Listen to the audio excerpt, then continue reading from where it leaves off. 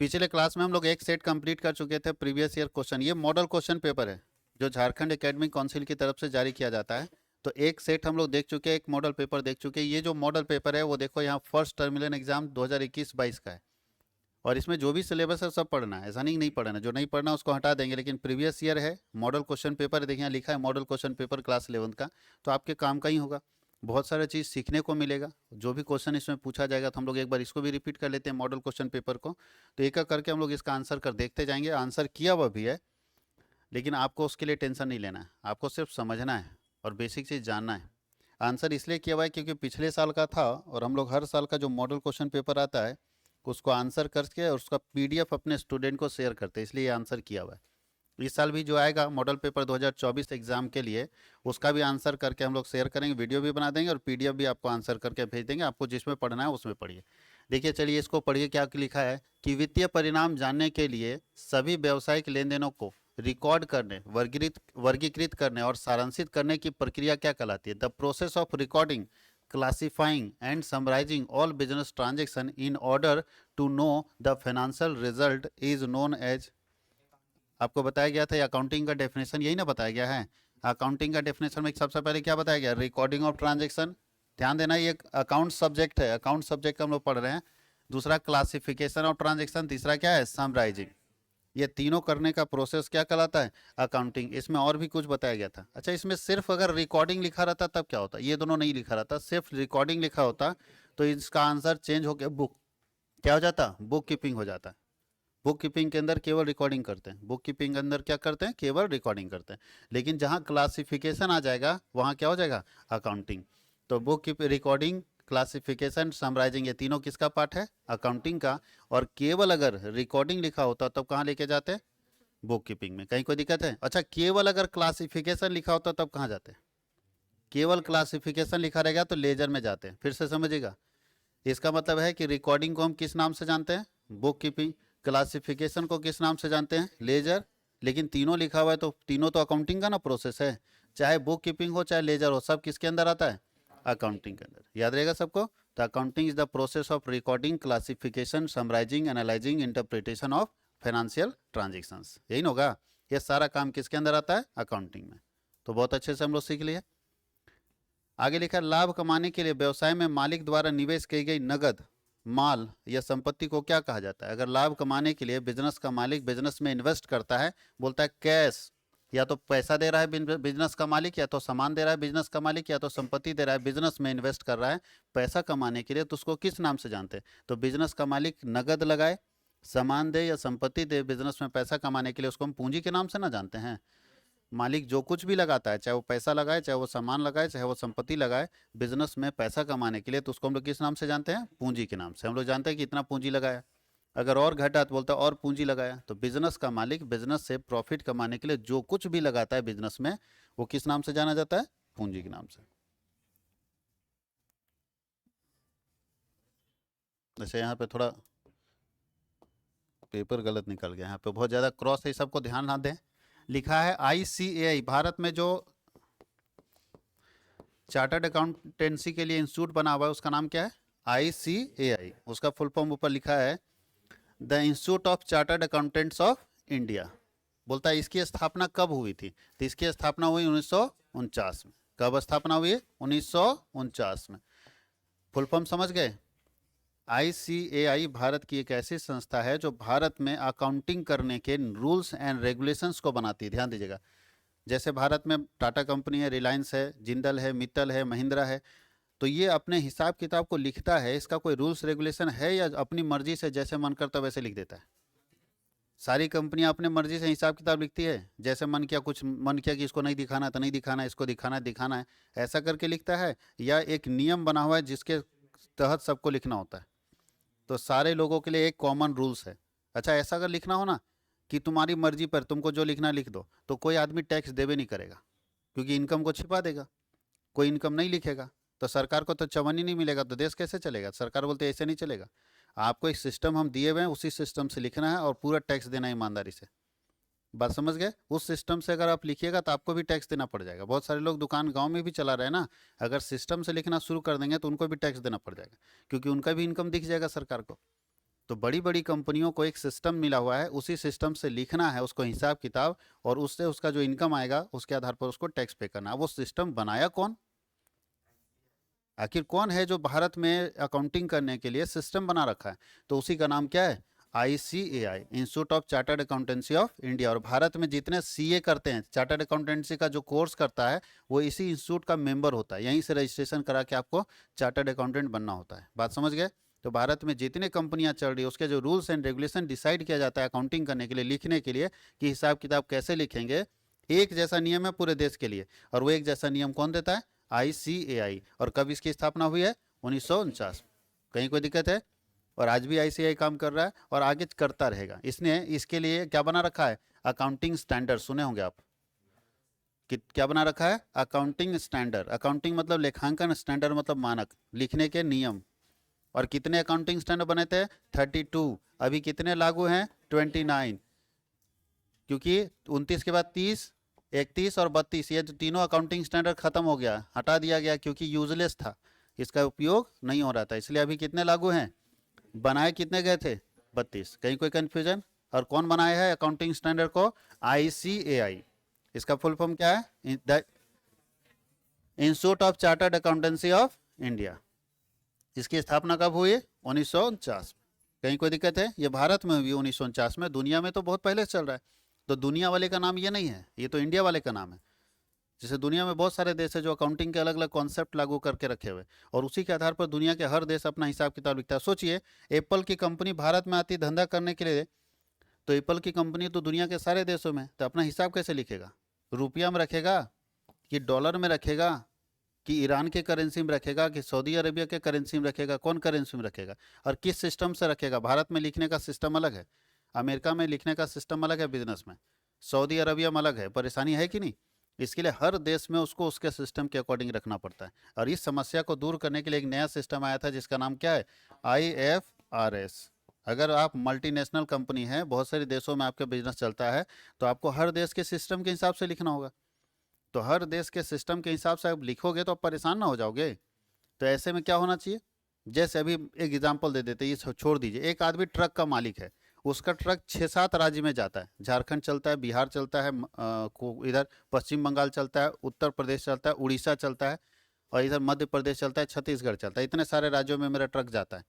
तो झारखंड में जो DTO का नियम है, ट्रांसपोर्ट का जो नियम है झारखंड में, क्या वही नियम बंगाल में मिलेगा? नहीं, वहाँ नियम अलग है। अब झारखंड का नियम है, झारखंड के हिसाब से मेरा ट्रक का रजिस्ट्रेशन हो गया। अब बंगाल बोलता है कि नहीं, ट्रक में ये सुविधा होनी चाहिए। अब झारखंड में नहीं लिखा था तो हम नहीं कराए। अब जैसे बंगाल गया, मेरा ट्रक पकड़ लिया, तो फंसेंगे कि नहीं? चलो बंगाल के हिसाब से कर लिए, ट्रक छुड़ा लिए 50,000 दे के, फिर गया उड़ीसा, वहीं फंस गया। वहाँ की सरकार बोलती है मेरे यहाँ तो ऐसा नियम है। तो इसीलिए देखिएगा, जो ट्रक का मालिक होता है जब जानता है कि उसको एक स्टेट से ज़्यादा स्टेट में चलना है, तो ऑल इंडिया परमिट लेता है। देखो ऊपर में लिखा रहता है ट्रक के ऊपर में ऑल इंडिया परमिट, कि हम पूरे भारत का परमिट ले लेते हैं। पैसा ज़्यादा लगेगा लेकिन मेरा ट्रक कहीं भी जाएगा, कोई नहीं रोक सकता। और जिसमें ऑल इंडिया परमिट नहीं लिखा है वो ट्रक एक राज्य में ही चलेगा, देखिएगा। और बहुत ज़्यादा तो उधर जमशेदपुर से सामान उठाएगा, कोडरमा उतार देगा, झारखंडे में बिजनेस करेगा। तो आपका गाड़ी कहाँ तक चलता है उस एरिया में आपको लाइसेंस लेना पड़ेगा। उसी तरह से यहाँ है कि आपका बिजनेस किस देश में चलता है। केवल भारत में चलता है तो आपको IFRS का जरूरत है? खाली भारत में धंधा करते हैं, हम दुनिया में बेचे भी नहीं करते, तो हमको ये समस्या आ रहा है कि डॉलर और यूरो, कुछ नहीं। जब भारत में किसी भी कोने में रुपया ही ना चलता है। लेकिन अगर मेरा बिजनेस भारत के अलावा दूसरे देशों में, तब तो हमको करेंसी का दिक्कत है, तब तो हमको उस देश के नियम का भी दिक्कत है। तब हमको किसका सहारा लेना पड़ता है? IFRS का। कहीं कोई दिक्कत है? अब बहुत ज़्यादा डिटेल अभी नहीं जाएंगे, इतना चीज़ आप समझ गए। IFRS का फुल फॉर्म है international financing reporting standards. International financing reporting standards. व्यापार छूट केवल क्रेडिट लेन देन पर दी जाती है। बोलता है कि ट्रेड डिस्काउंट जो है वो केवल उधार लेन देन पर दिया जाता है। तो ये गलत है। ट्रेड डिस्काउंट सब पर मिलता है, चाहे नगद खरीदो, उधार खरीदो, ट्रेड डिस्काउंट सबको मिलेगा, कहीं कोई दिक्कत। लेकिन कैश डिस्काउंट केवल नगद लेन देन पर मिलता है, ये भी गलत है। कैश डिस्काउंट हमेशा किस पर मिलता है? नगद लेन देन पर। याद रहेगा, ट्रेड डिस्काउंट आप नगद खरीदो, उधार खरीदो, दोनों में मिलेगा। ट्रेड डिस्काउंट दोनों परिस्थिति में मिलेगा। इसलिए जो सेंटेंस है वो क्या है? गलत है। बताओ, अकाउंटिंग पीरियड कितने दिनों का होता है? लेखांकन अवधि, हिसाब किताब कितने दिनों का लिखा जाता है?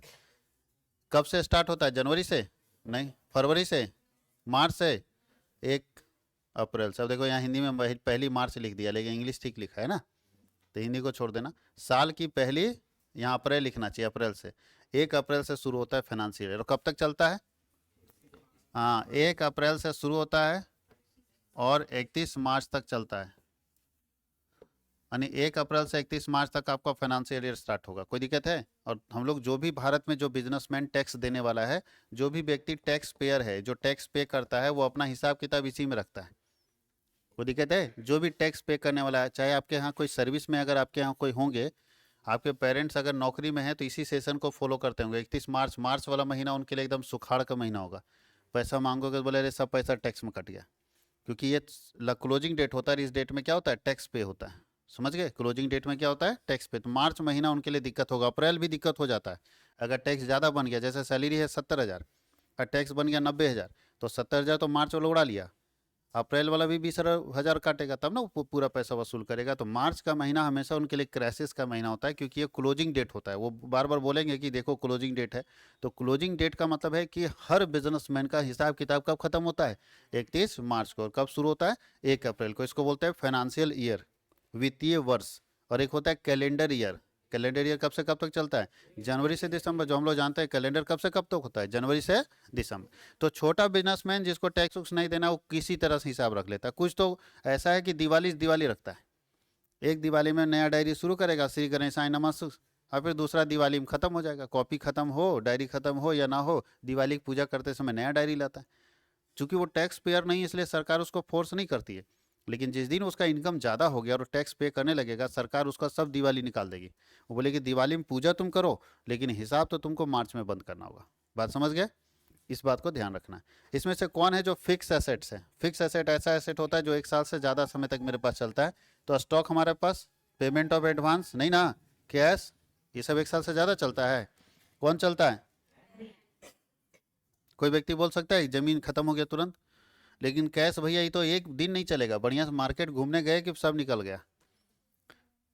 एडवांस, मान लिया आप हमको एडवांस दिए, तो कितना दिन का एडवांस देते हो? बहुत ज़्यादा तो 1 साल का दे सकते हो। 1 साल के बाद तो उसको यूज कर लोगे आप। रेंट अगर एडवांस में देते तो 1 महीना, 2 महीना, 3 महीना तक जब लेंगे तो यूज हो जाएगा कि नहीं? तो ये तीनों चीज़ जो है वो करेंट एसेट्स है। कौन सा एसेट है? करेंट एसेट है। फिक्स एसेट कौन है? और फिक्स एसेट का नाम क्या है? तो लैंड के साथ building, machinery, computer, patents, goodwill, ये सब हमारे कौन सा एसेट है? फिक्स एसेट है। कौन सा एसेट है? फिक्स एसेट है।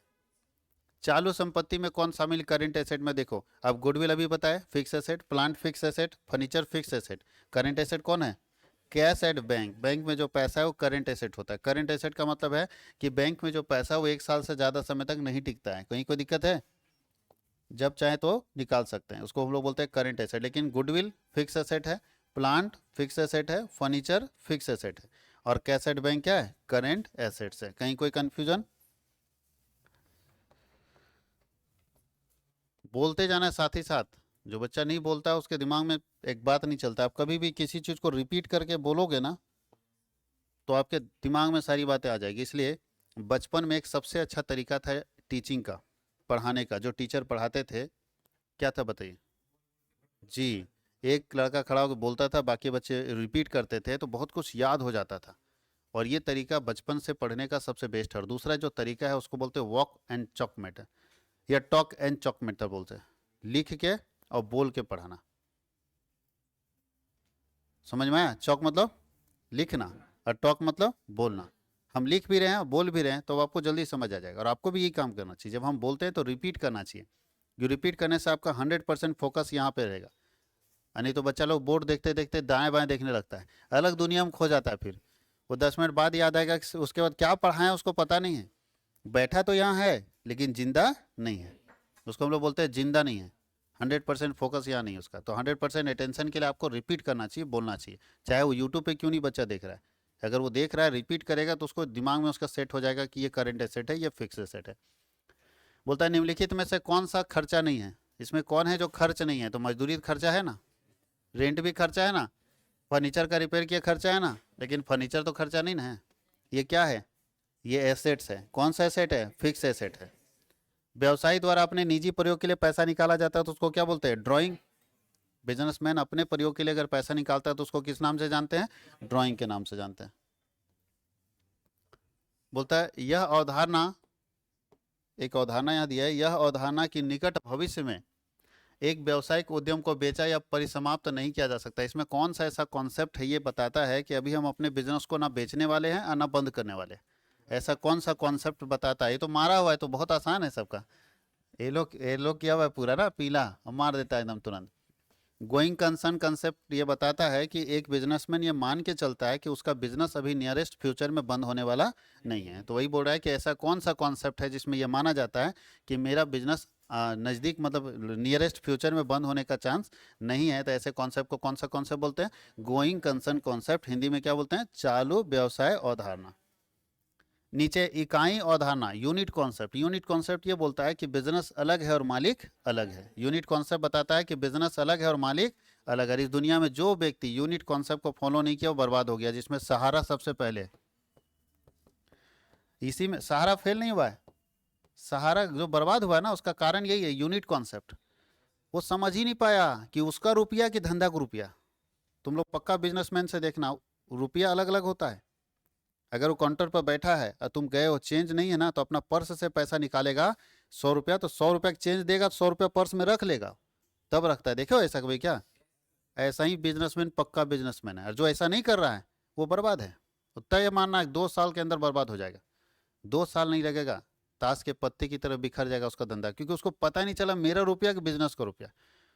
जो पक्का बिजनेस देख लेना तुम, कि अपना पर्स अगर 1000 रुपया का चेंज निकाला तो 1000 रुपया डाल देगा, उसके बाद आप रख लेगा अपना पैकेट में, क्योंकि उसको मालूम है कि बिजनेस अलग है और मालिक अलग है।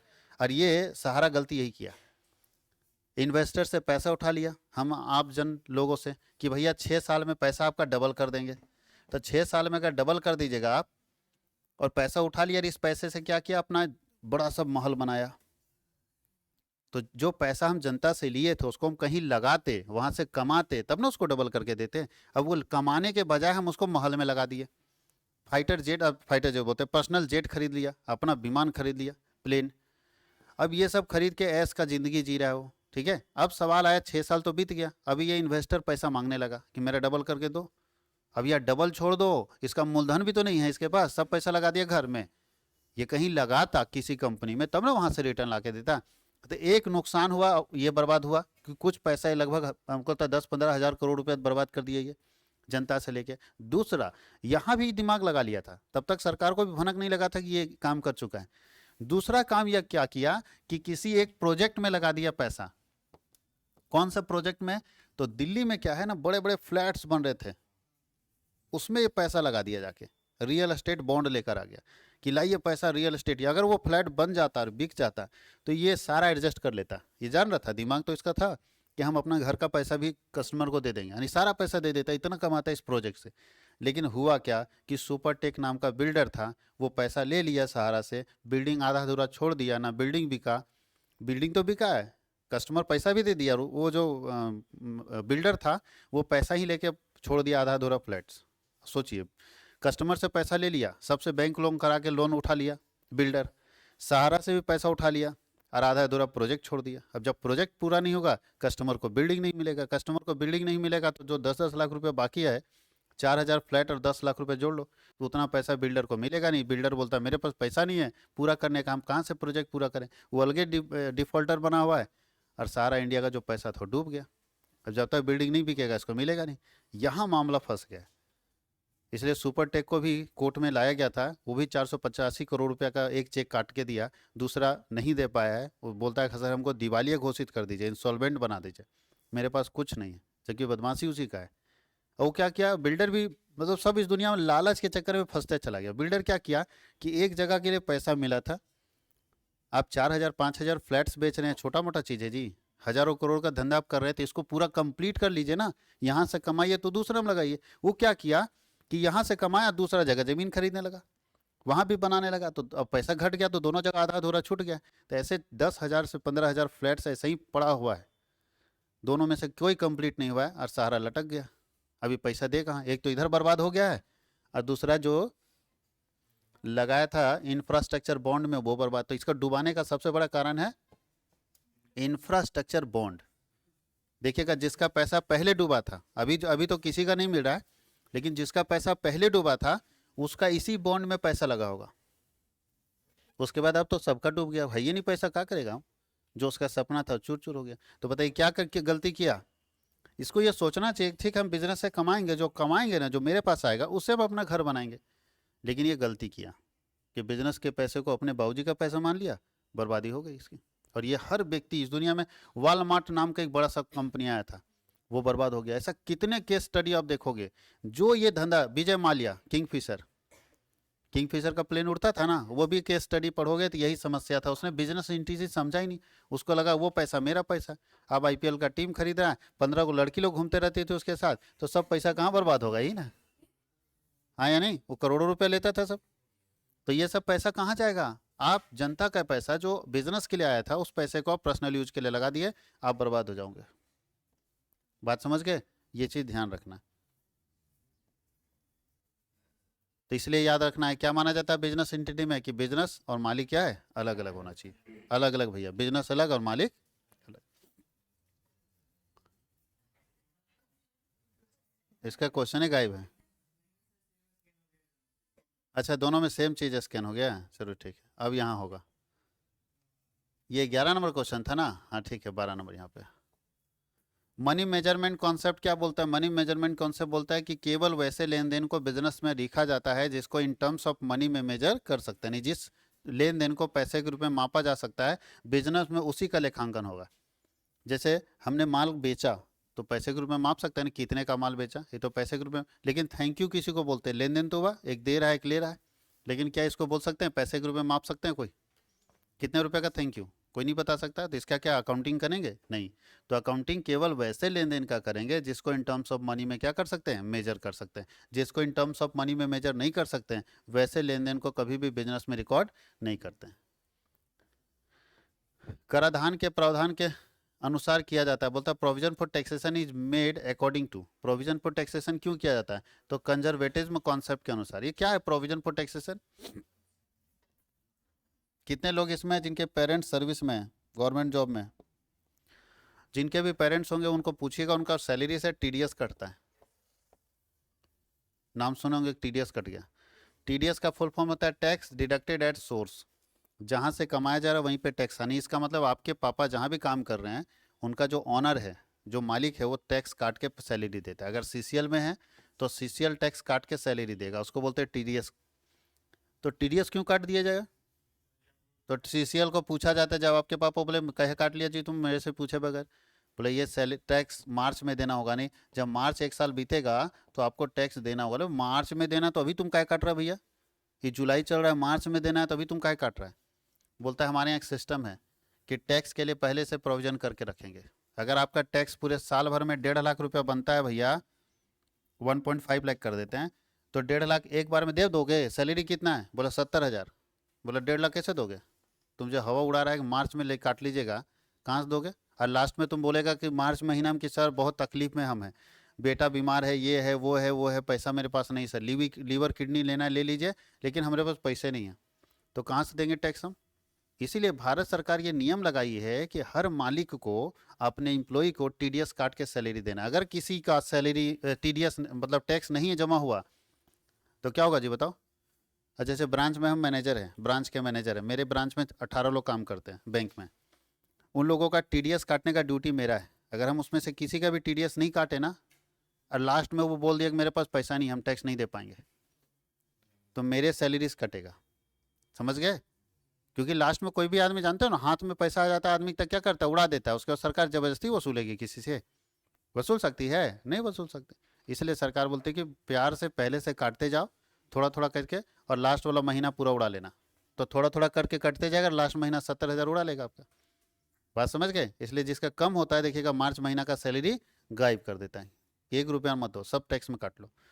तो ये है टीडीएस, और वही बात यहाँ लिखा है। ये जो प्रोविजन हम पहले से करके रखते हैं टैक्स के लिए, कितना रुपया इसको टैक्स देना है, तो पहले से पैसा काटते जाओ, ये कौन सा कॉन्सेप्ट कहता है, कंजर्वेटिव में। पुरानी, रूढ़िवादी मतलब होता है पुराना कॉन्सेप्ट, रूढ़िवादी मतलब क्या होता है, पुराना कॉन्सेप्ट। अब यहाँ बोल रहा है कि लाइबिलिटी और एसेट्स दिया है किसी का, लाइबिलिटी है 90,000 और एसेट है 1,50,000, तो कैपिटल क्या होगा, तो आप जानते हैं एसेट बराबर क्या होता है, कैपिटल प्लस तो बताओ लाइबिलिटी दिया और एसेट दिया, कैपिटल निकालना है तो लाइबिलिटी को इधर भेज सकते हैं ना। तो कैपिटल बराबर क्या होगा, एसेट और प्लस वाला इधर का तो माइनस लाइबिलिटी। अब एसेट कितना है 1.5 लाख और लाइबिलिटी कितना है, तो 1.5 लाख में 90,000 घटेगा तो कितना आएगा बाबू लोग, 60,000। किसी को तकलीफ है, तकलीफ है। अब चलते हैं नीचे। The main objective of book keeping, book keeping का मेन ऑब्जेक्टिव क्या है, बुक कीपिंग का मेन ऑब्जेक्टिव है रिकॉर्डिंग ऑफ ट्रांजेक्शन। केवल बुक कीपिंग पूछा था इसलिए, बुक कीपिंग का मतलब के अंदर ही हम लोग सिर्फ रिकॉर्डिंग करते हैं। In accounts recording is made of, accounts में लेखांकन किसका किया जाता है, ऑप्शन देख लेते हैं। बताओ, ओनली फाइनेंशियल ट्रांजेक्शन, किसका लेखा किया जाता है, केवल फाइनेंशियल ट्रांजेक्शन का, या नॉन फाइनेंशियल का, तो नॉन फाइनेंशियल तो होता ही नहीं। अरे जिसको पैसे में मेजर कर सकते उसी को ना लिखेंगे। फाइनेंशियल नॉन फाइनेंशियल दोनों नहीं, पर्सनल ट्रांजेक्शन नहीं। बिजनेस में पर्सनल ट्रांजेक्शन होगा, जैसे कॉमर्स वर्ल्ड हजारीबाग और सतीश कुमार, तो हम अपने घर का सब्जी खरीदेंगे तो कॉमर्स वर्ल्ड में लिखेंगे, नहीं ना लिखेंगे, पर्सनल नहीं। बिजनेस का ट्रांजेक्शन रिकॉर्ड होगा, हम बिजनेस के लिए कुछ भी खरीदेंगे तो बिजनेस में लिख सकते हैं, कोई दिक्कत है। अब मुकेश अंबानी अपने घर में बेटे का बर्थडे मनाए तो बिजनेस से काटेगा उसका खर्चा, बिजनेस अलग है और मालिक। इसीलिए इसीलिए बिजनेस में, ये बिजनेस है, ये ऑनर है, मालिक है। जब ये पैसा लगाता है ना, मालिक बिजनेस में पैसा लगाता है, जब दोनों अलग अलग है तो क्या करेगा, ये पैसा लगाएगा उसको क्या बोलते हैं, कैपिटल, पूंजी। तो मालिक क्या लेता है बिजनेस से इसके बदले में, प्रॉफिट। बोलता पैसा दिए जिला लो, प्रॉफिट दो हमको। तुम अलग है भैया, हम अलग है। अगर हम एक ही होते तो क्या बिजनेस से प्रॉफिट लेते, और क्या लेता है, इंटरेस्ट पूंजी पर, कि लो हम इतना पैसा लगाए ना उसका ब्याज दो। बिजनेस का मालिक इसलिए मांगता है अपने बिजनेस से प्रॉफिट और अपने बिजनेस से इंटरेस्ट, कि हमारा पैसा लगाया तुम हमको प्रॉफिट दो और इंटरेस्ट दो। और यहाँ से क्या लगाता है ये, पूंजी।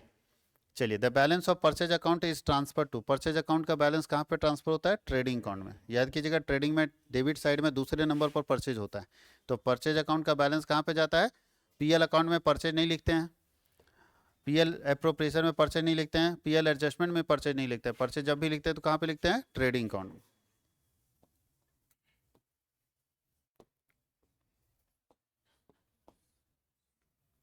बोलता है purchase of plant for cash, नगद में अगर आप प्लांट खरीदते हैं तो उससे क्या होगा, decrease the total asset, total asset कम हो जाएगा। अगर हम कैश में प्लांट खरीदेंगे तो टोटल एसेट बढ़ना चाहिए ना, ध्यान देना, एसेट और प्लांट खरीद रहे हैं, तो प्लांट खरीद रहे हैं तो एसेट बढ़ेगा, लेकिन पैसा भी तो जाएगा, तो पैसा घटेगा। इसका मतलब है एसेट पर क्या असर पड़ेगा, कुछ नहीं। जितना से, जैसे प्लांट खरीदे तो जितना का प्लांट आया, 40,000 का प्लांट आया तो 40,000 गया भी तो कैश भी एसेट्स है और प्लांट भी एसेट्स है। तो चलिए आगे देखते हैं। कीप टोटल एसेट अनचेंज, कुल संपत्ति में कोई बदलाव नहीं होगा, यही ना होगा कि टोटल एसेट क्या होगा, कोई चेंज नहीं होगा, क्योंकि जितना हमारा एसेट बढ़ेगा उतना ही एसेट क्या होगा, घट जाएगा। प्लांट खरीदने से प्लांट बढ़ा 40,000 का, तो 40,000 कैश भी तो गया था, कैश हमारा एसेट वो भी घटा। तो एक एसेट बढ़ रहा है और एक एसेट क्या हो रहा है, घट रहा है। दोनों सेम अमाउंट से जब बढ़े घटेगा तो एसेट में कोई परिवर्तन नहीं आएगा। Purchase of plant on credit, अगर उधार में हम प्लांट खरीदेंगे तब क्या होगा, तो एसेट भी बढ़ेगा और लायबिलिटी भी बढ़ेगा, एसेट भी बढ़ेगा और, पढ़िए, डिक्रीज इन टोटल एसेट नहीं बढ़ेगा, एसेट बढ़ेगा ना। कीप टोटल एसेट अनचेंज, ऐसा हो ही नहीं सकता कि एसेट में चेंज नहीं होगा।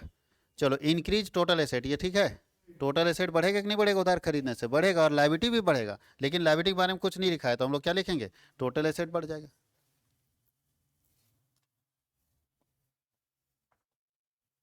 यह खाता अप्रत्यक्ष रूप से किसी व्यक्ति या व्यक्ति का प्रतिनिधित्व करता है। कौन सा ऐसा खाता है जो किसी व्यक्ति को रिप्रेजेंट करता है, तो प्रश्न रिप्रेजेंटेटिव पर्सनल अकाउंट। कौन सा अकाउंट, रिप्रेजेंटेटिव पर्सनल अकाउंट किसी व्यक्ति को क्या करता है, रिप्रेजेंट करता है। पढ़े हैं कि नहीं पढ़े हैं। निम्नलिखित में से कौन सा लेन देन वित्तीय प्रकृति का नहीं है, इसमें से कौन ऐसा लेन देन है जो उसमें लगता है कि उसमें पैसे का कोई रोल ही नहीं है। तो सामान खरीदेंगे उधार में तो मॉनेटरी नेचर है, परचेज ऑफ बिल्डिंग मॉनेटरी है, पेमेंट ऑफ सैलरी। लेकिन बताओ, कोई अगर कर्मचारी हड़ताल कर रहा था उसमें रुपया पैसा का लेना देना है। मशीन अकाउंट क्या है, personal account, real account, nominal account, तो रियल अकाउंट, मशीन को देखा जा सकता है ना, तो मशीन कौन सा अकाउंट है, रियल अकाउंट है। 31 मार्च 2012 को 5,000 मूल्य का माल बेचने के बाद 8,000 का क्लोजिंग स्टॉक बच गया, तो ये क्या कहलाएगा, ये घटना कहलाएगा। क्लोजिंग स्टॉक जो है ना वो घटना है, क्योंकि इसमें दो पार्टी नहीं एक ही पार्टी है, स्टॉक बचा हुआ है तो उसमें दो लेन देन कहाँ हुआ है, लेन देन होगा तब ना वो ट्रांजेक्शन कहलाएगा। तो यहाँ पे सिर्फ घटना है। नॉमिनल अकाउंट का शेष हमेशा क्या होगा, बोलता है debit balance of nominal account क्या कहलाएगा, तो नॉमिनल अकाउंट का नियम पढ़े है ना, debit all expenses, debit all और क्रेडिट ऑल इनकम्स। तो डेबिट हमेशा खर्चा होगा, नॉमिनल अकाउंट में खर्चा हमेशा क्या होगा, डेबिट होगा। आहरण किसकी, drawing comes under which account, drawing किस खाते के अंदर आता है, पर्सनल अकाउंट के अंदर। ड्राइंग किस खाते के अंदर आता है, पर्सनल। क्यों, क्योंकि ड्राइंग कोई आदमी ने करेगा और आदमी हमेशा पर्सनल अकाउंट में आएगा। तो ड्राइंग हो या कैपिटल हो, दोनों को किस खाते में आता है, पर्सनल अकाउंट में। The basic unit of book keeping, book keeping का सबसे बेसिक चीज़ क्या है, सबसे पहले क्या होता है, तो बुक कीपिंग में सबसे पहले जर्नल होता है, उसके बाद ये टोटलिंग नहीं करते हैं, ये लेजर में जाता है, जर्नल के बाद लेजर बनता है, लेजर के बाद टोटलिंग करते हैं, फिर बैलेंसिंग करते हैं, ठीक है। ये टोटलिंग और बैलेंसिंग लेजर में किया जाता है, जर्नल में नहीं। माल की नगद खरीद दर्ज की जाती है, अगर नगद में माल खरीदेंगे तो कहाँ लिखेंगे, परचेज बुक में नहीं, सेल्स बुक में नहीं, क्या, हाँ कैश बुक में। और उधार खरीदेंगे तो परचेज बुक में, उधार बेचेंगे तो सेल्स बुक में, नगद बेचेंगे तो कैश बुक में। नगद खरीदे नगद बेचे कैश बुक में, उधार बेचेंगे तो सेल्स बुक में, उधार खरीदेंगे तो परचेज बुक में। याद रहेगा सबको। आगे लेखांकन की मान्यता है, इसमें से कौन लेखांकन की मान्यता है, पोस्टुलेट्स ऑफ अकाउंटिंग इज, तो याद रखना एक्सचेंज, पीरियड और यूनिट ऑफ मेजर। हमारे यहाँ अकाउंटिंग पीरियड कॉन्सेप्ट है कि नहीं, एक्सचेंज कॉन्सेप्ट है कि नहीं, और यूनिट ऑफ मेजर, तो इसका मतलब क्या है, ऑल ऑफ दिस। आगे डेबिट नोट कौन तैयार करता है,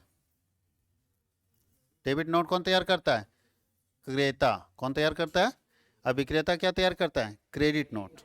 विक्रेता क्या तैयार करता है, क्रेडिट नोट। कैश अकाउंट कौन सा बैलेंस होता है, कैश हमेशा कौन सा बैलेंस होता है, डेबिट। कौन सा बैलेंस होता है, डेबिट।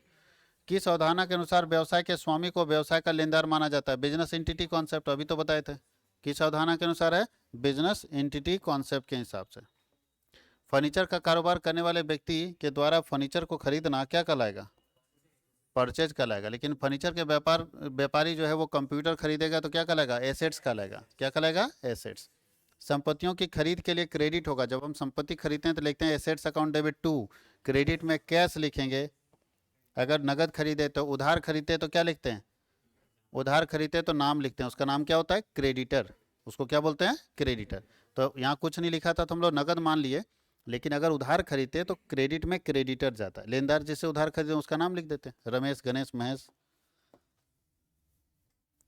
माल की बिक्री के लिए क्रेडिट होगा, जब हम माल बेचते हैं तो क्या लिखते हैं, cash account debit to sales ना लिखते हैं, cash account debit to sales. और अगर उधार बेचते हैं तो लिखते हैं debtor account debit to sales. तो लिखिए क्रेडिट पूछ रहा है, क्रेडिट में क्या होगा, तो क्रेडिट में तो सेल्स ही ना होगा, माल बेचेंगे तो। अच्छा, फर्नीचर अगर क्रेडिट में बेचेंगे, फर्नीचर बेचेंगे तो क्रेडिट में क्या लिखेंगे, फर्नीचर लिखेंगे। अगर नगद बेचते हैं फर्नीचर तो लिखते हैं cash account debit to furniture. याद है, तो फर्नीचर ही क्रेडिट में जाएगा।